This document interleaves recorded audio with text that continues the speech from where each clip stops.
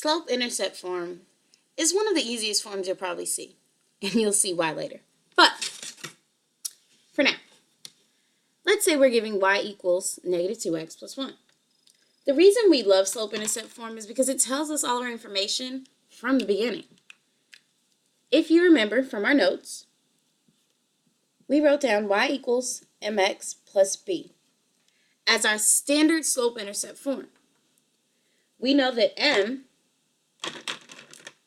represents our slope and b represents our y-intercept. So if it's already in slope-intercept form, that's all we pretty much need to do. I know that m is equal to negative 2 because negative 2 is the number in front of x. It is my coefficient. Same thing as far as b, I know that my intercept is equal to 1 because that's the constant term that's left at the end. So from here, it's easy to create a quick graph. We can create a quick table. Here, I'm just going to sketch a graph. So negative 1 is my starting point, my y-intercept. So I'm going to start at 1. Then for my slope, that means I go down 2. So 1, 2. And remember, all numbers are imaginarily over 1. So negative 2 is the same thing as negative 2 over 1. So that means I'm going to go down 2. And since that 1 is a positive 1, I go to the right 1.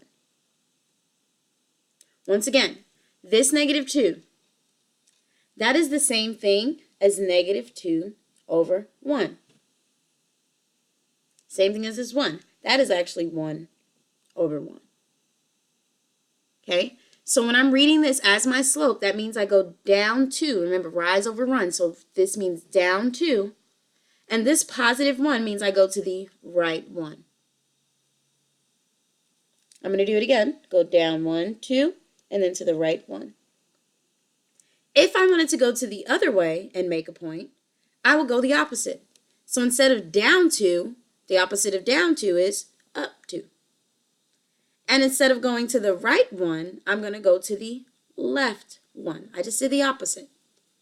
So instead of down 2, I go up 2. Instead of to the right 1, I go to the left 1. So the opposite way. So now I can